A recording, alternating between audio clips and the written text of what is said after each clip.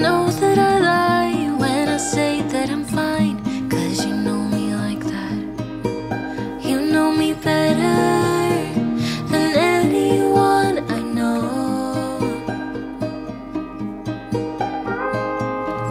Yeah, you know I need space, a little time for myself when I'm stressed and upset. You know me better than anyone I know.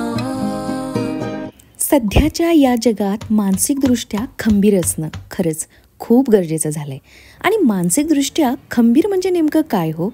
मी केलेल्या थोड्याशा स्टडीवरून मला कळालेले काही महत्त्वाचे points जे मी आज या व्हिडिओमधून तुमच्यासोबत शेअर करणार आहे. तर हाय हॅलो नमस्कार, मी शुभांगी तुम्हा सर्वांचे एका नवीन व्लॉगमध्ये एका नवीन विषयासह अगदी मनापासून स्वागत करते.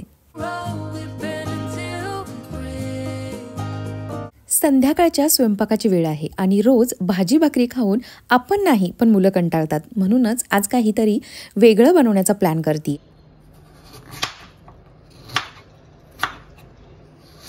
31 डिसेंबरला आम्ही सगळ्यांनी मिळून जी काही पार्टी केली होती त्यावेळेला मी भोपळ्याच्या घाऱ्या बनवल्या होत्या आणि त्यामध्ये मी तांदळाचं पीठ वापरलं होतं, पण आज वापरणार नाही. कडक झाल्या होत्या आणि तेव्हापासून माझ्या मनात राहून गेलं होतं की नाही, पुन्हा एकदा भोपळ्याच्या घाऱ्या बनवायच्या आणि अगदी त्या सॉफ्ट झाल्या पाहिजेत. म्हणूनच आज भोपळ्याच्या घाऱ्या बनवते आणि त्याच्यासोबत तिखट म्हणून मुगाची वेगवेगळ्या भाज्या घालून भजी बनवणार आहे. तर या 2 रेसिपी बघत बघत आपण बोलणार आहोत की मानसिक खंबीरपणा म्हणजे नेमकं असतं काय. आपण एकतर मानसिकदृष्ट्या खंबीर असतो किंवा नसतो असं म्हणणं बरोबर ठरेल का हो? तर नाही, हे अगदी चुकीचं आहे. खरं तर आपण सगळेच काही प्रमाणात मानसिकदृष्ट्या खंबीर असतो, तर कधी काही प्रसंगांमध्ये अगदी हळवे बनतो. पण मानसिक खंबीरपणा आपल्यामध्ये आपण डेव्हलप करू शकतो, आणू शकतो. आपण आपल्या भावना आणि विचार यांच्यावरती कंट्रोल करून यांचं योग्य नियोजन करून मानसिकदृष्ट्या खंबीर बनू शकतो.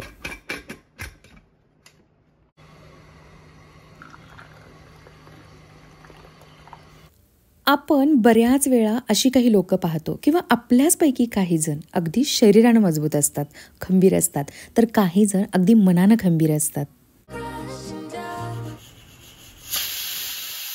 शारीरिकदृष्ट्या खंबीर कसं बनायचं हे आता आपल्या प्रत्येकाला माहिती आहे की जिमला जायचं किंवा योगाला जायचं, काय खायचं आणि काय नाही खायचं हे प्रत्येकाला हल्ली माहिती असतं. पण मानसिकदृष्ट्या खंबीर कसं बनायचं हे मात्र प्रत्येकाला माहीत असेलच असं नाही. काही लोकांची ना मुळातच नैसर्गिकरित्याच अशी पर्सनॅलिटी असते, ते सकारात्मक असतात, नेहमी पॉझिटिव्ह असतात आणि त्यामुळंच ते आपल्याला ना मानसिकदृष्ट्या खंबीर वाटत असतात. आता हे बघा आत्तापर्यंतच्या आपल्या जीवनामध्ये आपण कोणते ना कोणते अनुभव नक्कीच घेतले आहेत, बरोबर? आणि या आपल्या अनुभवांच्या साठ्यामुळे आपल्या वागण्या बोलण्यामध्ये फरक पडतो. आपण स्वतःविषयी, इतरांविषयी व एकूणच या जगाविषयी कसा विचार करतो किंवा करत आहोत हे आपल्या जीवनातील अनुभव जे काही आपण घेतलेले असतात त्यांचा एकत्रित परिणाम असतो. ॲमी मॉरिन यांनी इतक्या सुंदर शब्दांमध्ये सांगितलंय ना की मानसिकदृष्ट्या खंबीर असण्याचा नेमका अर्थ काय. तर कठोर असणं म्हणजे मानसिकदृष्ट्या खंबीर का? तर नाही. कठोर बनवून अगदी स्वतःला यंत्रमानवासारखं नाही व्हावं लागत. खंबीर असण्याचा संबंध खरं तर आपण जपलेल्या आपल्या मूल्यांना धरून वागणं म्हणजे मानसिकदृष्ट्या खंबीर होय. स्वतःच्या भावनांकडे दुर्लक्ष करणं म्हणजे खंबीर का? तर नाही. स्वतःच्या भावनांना दडपून टाकायचं नाही. या उलट आपल्या भावनांविषयी अधिक जागृत बनायचं. आपल्या विचारांचा आणि आपल्या वागण्याचा आपल्या भावनांवर, आपल्या मनावर कसा प्रभाव पडतोय याचा नक्की अर्थ लावायचा आणि ते समजून घ्यायचं. म्हणजेच कणखरपणा, म्हणजेच मानसिकदृष्ट्या आपण खंबीर. स्वतःला कठोरपणाने वागवणं म्हणजे खंबीरपणा का हो? तर नाही. आपल्या शरीराची मर्यादा न जाणता प्रमाणाबाहेर मेहनत करून घेणं अजिबात नाही. असं केल्यानं फक्त आपण हे सिद्ध करू शकतो की आपण आपल्या वेदनेकडे दुर्लक्ष करू शकतो. कणखरपणानं वागणं म्हणजे आपण आपले स्वतःचे विचार व आपल्या भावना या अगदी चांगल्या रीतीनं समजून घेणं आपल्या कोणत्या भावनांकडं दुर्लक्ष करायचं आणि कोणत्या भावनांकडे लक्ष द्यायचं हे समजता यायला हवं. त्यालाच खंबीरपणा म्हणतात, त्यालाच मानसिकदृष्ट्या खंबीर असणं म्हणतात. चला आता थोडंसं ना रेसिपीबद्दलही बोलूया नाहीतर कळणार नाही की नेमकं मी काय करते. तसं बघूनसुद्धा कळू शकते, पण तरीसुद्धा चला. माझ्याकडे जी हाऊस हेल्पर येते ना कविता, ती मला विचारत होती की ताई तुम्ही कशा बनवल्या या भोपळ्याच्या घाऱ्या. तर ज्यांना माहिती नाही की या कशा बनवतात, ऑलमोस्ट सगळ्यांनाच माहिती असणार आहे, पण तरीसुद्धा मी ना भोपळा चिरून स्वच्छ धुवून घेतला. कारण ना मार्केटमध्ये तो असा चिरून कट करून ना असा ओपनच ठेवलेला असतो, तर धूळ बसलेली असू शकते, त्यावरती चिलटं वगैरे बसलेली असू शकतात. म्हणून मी स्वच्छ केला आणि मग धुवून घेतला. त्यामध्येच गुळ टाकून मी 3-4 शिट्ट्या काढून घेतल्या. छान मऊ शिजला होता, तुम्ही पाहिलंत. आणि स्मॅशरनी स्मॅश करून घेतला. आणि आता हे काय बनवते इकडे, तर मी जे काही मुगाची भजी बनवणार आहे ना, तर त्याच्यासाठी पुदिन्याची आणि कोथिंबीरची चटणी बनवते आहे. कोथिंबीरचं प्रमाण जास्त घेतलं आहे, पुदिना त्याच्या मानाने कमी घेतला आहे. आणि अद्रक, हिरवी मिरची बाइंडिंगसाठी ही शेव वापरायची आहे. जर का तुमच्याकडे छोटी शेव असेल तर तीसुद्धा आपण वापरू शकतो यामध्ये. चवीसाठी लिंबू पिळायचा आणि आठवणीनं मीठ आणि चाट मसाला टाकायचा आहे. मस्त लागते ही चटणी. मागेही मी एकदा एका व्लॉगमधून ही शेअर केली होती, करून बघा. खूप टेस्टी लागते ही अशी चटणी. आज ना सकाळच्या स्वयंपाकामध्ये मी मसूरच्या डाळीची उसळ आणि चपाती बनवली होती. त्यापैकी 3 चपात्या शिल्लक होत्या आणि भाजीही शिल्लक होती. म्हणूनच म्हटलं चला की रात्रीच्या जेवणामध्ये असं काहीसं वेगळं करूया. म्हणजे जर का कोणाला चपाती खायचीच असेल तर आहे शिल्लक आपल्याकडे. म्हणून मग हा घाट घातला आहे सगळा. आणि हे बघा, ही अशी चटणी आपण ना स्टोरही करून ठेवू शकतो फ्रीजला 4-5 दिवस, यापेक्षा जास्त नाही ठेवत मी. डोशांसोबतसुद्धा ही छान लागते. आणि मी हा खडा मसाला भाजून घेतला. कशासाठी तर मुगाचे जे काही भजी बनवणार आहे ना त्याच्याचसाठी. काळी मिरी, धने, जिरे, ओवा हे सारं मी घेतलं यामध्ये. अशा या उखळामध्ये वाटून घेतलेल्या मसाल्यामुळे भज्यांना मस्त चव येते. तुम्ही जर का घालत नसाल तर घालून बघा. आणि हे बघा प्रीतीचं काय सुरू आहे इकडे. पीठ आहे त्या बाउलमध्ये. जर का सांडलं ना तर डायरेक्ट केसांमध्ये सांडणार आहे.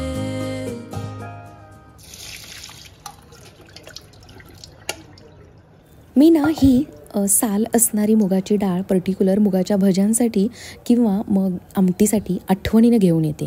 रोजच्या वरणामध्ये आपण साल काढलेली म्हणजे पॉलिश असणारी किंवा पॉलिश जरी नसली तरी बिना सालीची डाळ वापरतो, पण भज्यांसाठी मात्र आवर्जून ही अशी डाळ वापरायची. एकतर पौष्टिकही आणि भज्यांना टेस्टही मस्त येते आणि टेक्स्चरही छान येतं. यामधलं सगळं पाणी नितळून घेतलं. तुम्ही पाहिलं का सुरुवातीला मी थंड पाण्यामध्ये ही डाळ भिजायला घातली होती, पण माझ्या लक्षात आलं की आपल्याकडे वेळ कमी आहे, म्हणून मग मी नंतर पाणी गरम केलं आणि गरम पाण्यामध्ये ही आता जवळपास 2 तास डाळ भिजली आहे. पुरेसे आहेत हे 2 तास. अगदीच टेस्टी भजी बनली होते. वाटताना मात्र अर्ध करून वाटायचं आहे. मी सुरुवातीला सगळीच डाळ यामध्ये ॲड केली होती, पण नंतर माझ्या लक्षात आलं की ती व्यवस्थित वाटली नाही जाणार. आणि हिरवी मिरची, अद्रक आणि जिरे टाकणार आहे टेस्टसाठी मी. याच्यासोबत खायला जी काही चटणी बनवली आहे ती चटणी आणि हे मुगाचे भजी, आहा काही कॉम्बिनेशन लागतं माहिती आहे. आणि प्युअर इतकंच हे पीठ वापरून आपण भजी नाही करणार आहोत, तर यामध्ये मी ॲड करणार आहे पालक, गाजर आणि कांदा. आजची जी काही रेसिपी आहे ना त्याचं सारं बेसिक मी आता इथं तुमच्यासोबत शेअर केले. आता फक्त भजी तळायचे आणि आपल्याला घाऱ्या तळायचे. ते करत करत आपण आपल्या मुख्य विषयाकडे येऊया की नेमकं मानसिकदृष्ट्या खंबीर बनायचं म्हणजे काय, किंवा ती लोकं कशी असतात.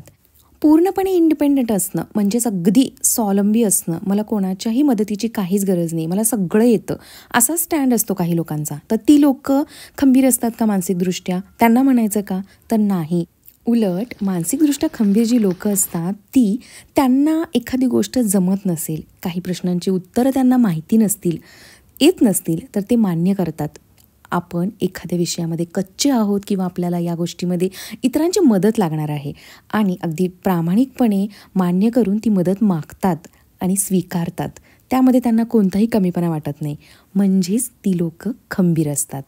आणि हो, आपल्याला ना असं सतत सांगितलं जातं की सकारात्मक विचार करा, सकारात्मक. अरे पण खूपच अतिरेकी प्रमाणात जर का सकारात्मकरित्या विचार करत राहिलो आपण तर ते सुद्धा अगदी नकारात्मक विचार करण्या इतकंच नुकसानदायक ठरू शकतं. मानसिकदृष्ट्या खंबीर असण्याचा संबंध हा रियालिटी म्हणजे वास्तवात राहायचं आणि अगदी लॉजिकली विचार करायचा आणि निर्णय घ्यायचं याच्याशी असतो. बरं, मानसिकदृष्ट्या खंबीर असण्याचा आपल्याला आयुष्यामध्ये फायदा कधी होतो? तर हे बघा, जेव्हा आपलं आयुष्य अगदी सुरळीतपणे चाललेलं असतं तेव्हा या साऱ्या खंबीरपणाचा अनुभव घेणं सोपं असतं. मात्र काही वेळेला एखादी नैसर्गिक आपत्ती येते अचानक, कुटुंबामध्ये एखाद्याला आजारपण येतं किंवा काही होऊ शकतं आणि अशा वेळेला जर का आपण मानसिकदृष्ट्या खंबीर असू तर या आलेल्या आव्हानांना अधिक समर्थपणे हँडल करू शकतो. आयुष्यामध्ये आलेल्या अडचणींवरती कशा पद्धतीनं आपण मात करतो यावरून ठरतं की आपण किती खंबीर आहोत. आपण आसपास असे बरेच लोक पाहतो किंवा आपल्याचपैकी काही जणी किंवा काही जण नाही का की एखादं संकट आलं की अगदी हलवून जातात, सुचत नाही त्यांना की काय करायचं. आणि काही जण मात्र अगदी शांत राहून खूप चांगले डिसिजन घेत असतात आणि स्वतःलाच आणि स्वतःच्या कुटुंबाला सावरण्याचा प्रयत्न करत असतात. आणि हो मैत्रिणींनो, मानसिक कणखरपणा आपल्याला केवळ एखाद्या संकटातच उपयोगी पडतो असं नाही आहे बरं का, तर आपल्या रोजच्या आयुष्यातही उपयोगी पडतो. आपल्याला ज्या काही छोट्या मोठ्या समस्या रोज येत असतात ना, त्या अधिक प्रभावीपणे व कार्यक्षमरित्या सोडवण्यासाठी आपण नेहमीच सज्ज होतो. अशामुळे काही जणांना किंवा काही जणींना अगदी छोट्या छोट्या गोष्टीचा ताण घ्यायची सवय असते, स्ट्रेस घ्यायची सवय असते. ही मला असंच बोलली, ते मला असंच बोलले, मग यांनी माझ्यासोबत असंच केलं. तर हा जो काही छोटा मोठा ताण असतो ना, तर तो सहन करण्याची किंवा त्या ताणाची पातळी कमी करण्याची काम हा कणखरपणा करत असतो. तर चला मैत्रिणींनो, सगळी कामं माझी झालेली आहेत. तुम्ही पाहिलं की स्वयंपाकानंतर ओठासुद्धा छान क्लीन झाला आहे आणि मी जाऊन फ्रूटसुद्धा घेऊन आली आहे. हां, पण आता ते फ्रूट्स पिशवीतून काढून ठेवण्याची मात्र आता माझ्या ताकद उरलेली नाही. 9:30 वाजता आमचा झोपायचा अलार्म वाजतो. मोबाईल सांगतो आम्हाला की चला आता झोपायची वेळ झाली आहे. याच पॉझिटिव्ह नोटवरती आजचा हा व्हिडिओ मी इकडं सेंड करते. उद्या भेटेन पुन्हा एकदा छानशा व्हिडिओमध्ये. बाय.